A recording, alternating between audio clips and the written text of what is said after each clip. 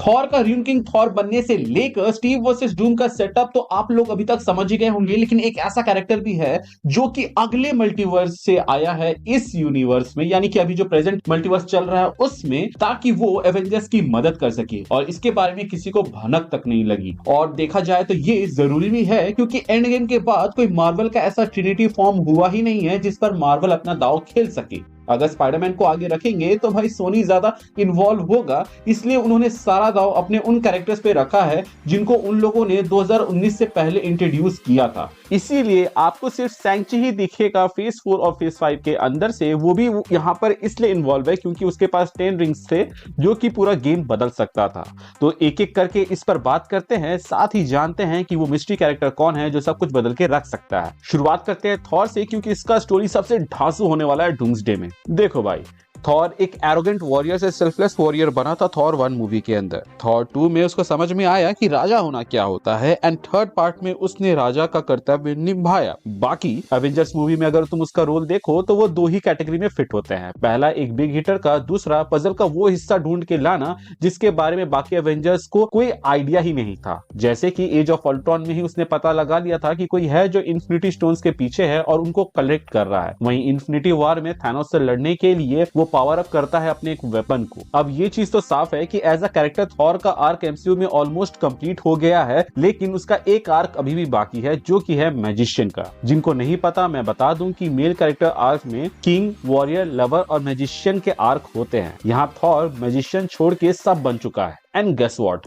Thor का magician arc में सिर्फ एक ही स्टोरी फिट बैठता है और वो है र्यून किंग थॉर का। ओडिन का जंग में आंख जाना एक सिंबोलिज्म और पैरेलल था कॉमिक्स से, जहां पे कॉमिक्स में आंख खोने के बाद ही ओडिन को अच्छे की बुद्धि हुई थी और पावर्स मिले थे, जिसके बाद से वो ट्रांसफॉर्म होकर बना था ऑल फादर। अब वैसा ही समय आ चुका है एमसीयू के अंदर जहां पे थॉर एक बहुत ही बड़ा ट्रांसफॉर्मेशन से गुजरे। एक ऐसा ट्रांसफॉर्मेशन जिसमें थॉर ओडिन जैसे एक समझदार राजा बने और वो करे जो जरूरी है, ना कि वो जो एक राजा या वॉरियर करता। इसके लिए उसको पावर अप भी चाहिए होगा और वो इसी चीज के जरिए मिलेगा। इस चीज का हिंट आपको थॉर के शब्दों में मिल जाएगा जब आप डूम्सडे का टीजर 2 देखोगे। अभी के लिए समझ लो कि Thor will return not as some random warrior जो पहले अपनी बेटी या एवेंजर्स के लिए लड़ेगा, बल्कि वो लौटेगा as a biggest twist of MCU जो आज तक देखा गया। अब आते हैं एवेंजर्स डूम्सडे की कहानी पर, जिसका मोटा मोटा सारांश ये है कि एवेंजर्स इन्फेक्शन के बाद भी बॉडी को बचाना चाहते हैं, वहीं डूम इन्फेक्शन के बाद पूरे बॉडी को खत्म करके एक नई बॉडी बनाना चाहता है। एक ऐसा बॉडी जिसका कंट्रोल उसके हाथ में हो, यानी कि वही उस बॉडी का दिमाग और दिल हो। पहले तो हमें लगा था कि डूम को वांडा चाहिए,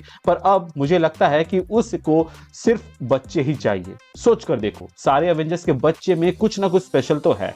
थॉर की बेटी इटर्निटी से जन्मी है, स्टीव का बच्चा 2 यूनिवर्स के यूनियन से जन्मा है, क्योंकि स्टीव मेन टाइमलाइन से जाकर एक ब्रांच टाइमलाइन में जाकर पिता बना था। वहीं बात करें हल्क की, तो हल्क का बेटा भी मैजिक और स्ट्रेंथ का रिजल्ट है, क्योंकि सकार की मां एलियन मैजिशियन थी। वहीं हल्क के बारे में तो आप जानते ही हो। वांडा का बेटा तो भाई उसका कार्बन कॉपी है, जो कि हमें अगाथा ऑल अलोंग से समझ में आ गया था। वहीं बात करें फ्रैंकलिन की, तो वो बच्चा होकर अपनी मरी हुई मां को भी जिंदा कर गया था। देखा जाए तो डॉक्टर डूम इनका इस्तेमाल कर सकता है अपने गोल तक पहुंचने के लिए, क्योंकि डूम हमेशा से स्मार्ट गेम खेलता आया है। उसने हमेशा किसी की पावर के दम पर ही सब कुछ हासिल किया है। जैसे पुराने सीक्रेट वॉर्स में उसने बियॉन्डर्स की पावर ली थी और नए वाले में मॉलिक्यूल मैन ने मदद की थी, तो वैसा ही कुछ यहाँ पर वो कर सकता है, जहां पर वो इन बच्चों को टारगेट करे और उनसे पावर ले। लेकिन ये वांडा के जैसे पावर को एब्जॉर्ब ना करे, बल्कि उनको मैनिपुलेट करे। प्लस बच्चों को मोल्ड करना सबसे आसान काम होता है, इसीलिए तो वेक्ना भी बच्चों को टारगेट करता है। अब यही से एक पर्सनल रीजन क्रिएट होता है।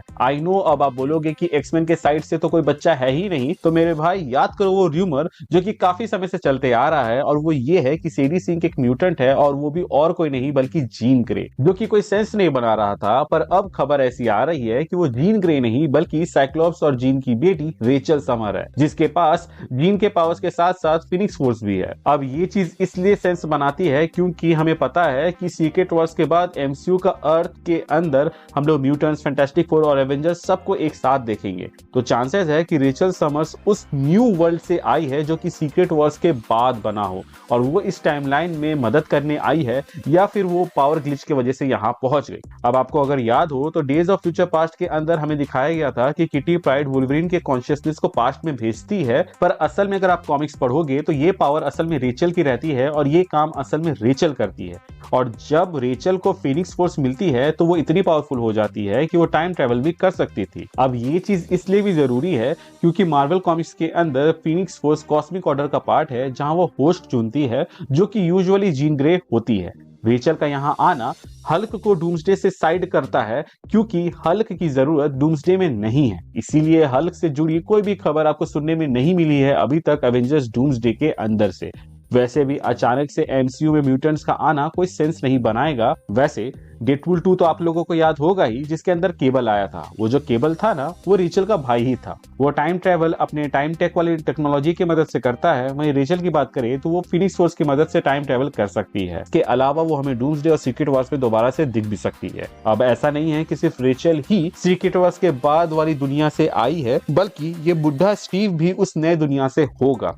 ये शील्ड जो उसने सैम को दी थी, ये असल में फ्यूचर सैम की ही है। स्टीव इसको पास्ट में देने इसलिए आया था ताकि सैम का जो रोल है डूम्सडे और सीक्रेट वॉर्स में वो उसको पूरा कर सके, क्योंकि ये बुढ़ा स्टीव पूरी डूम्सडे और सीक्रेट वॉर्स की कहानी जानता है। अगर तुम देखोगे तो सैम के पास जो शील्ड है उसका डिजाइन थोड़ा डिफरेंट है और ये कॉमिक वाले से काफी ज्यादा मैच खाता है, जिसके वजह से हम ये अज्यूम कर सकते हैं कि शायद तक ये जो शील्ड है इसको टोनी ने डिजाइन किया है, थॉर ने हथौड़ा मार के टेढ़ा किया है और वाइब्रेनियन तो भैया अपने टचाला भाई ने ही भेजा है। असल में अपना कैप्टन यहाँ पर अपना मेंटल देने इसको नहीं आया था, बल्कि वो फ्यूचर सैम का शील्ड पास्ट सैम को दिया ताकि वो आगे कारगर साबित हो। इसके अलावा डूम हंटर्स के बारे में भी बताया गया है, जो कि उन लोगों को टारगेट कर रहा है जिन्होंने टाइमलाइन को डिस्टेबलाइज किया था, और इसीलिए फॉक्स यूनिवर्स में ये हंटर्स सेंटिनल्स होने वाले हैं जिनको वो अपने मैजिक से कंट्रोल करेगा, ठीक वैसे ही जैसे मैग्नेटो ने किया था days of future past movie के अंदर। मूवी के ओपनिंग एक्ट में ही मल्टीपल यूनिवर्सेस कोलैप्स होते हुए दिखाए जाएंगे ताकि स्टेक्स क्लियर हो जाए कि अब कहानी प्लैनेट्स या यूनिवर्स बचाने के लिए नहीं है,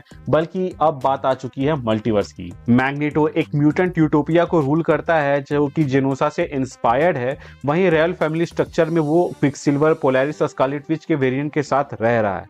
कॉस्ट्यूम एस्टोनिशिंग एक्समैन और एक्समैन 97 का ब्लेंड होने वाला है। और वही बात करें डॉक्टर स्ट्रेंज और क्लिया की, तो वो लोग कॉस्मिक मैकेनिक संभालते हुए हमें डूम्सडे के मूवी के अंदर दिख सकते हैं।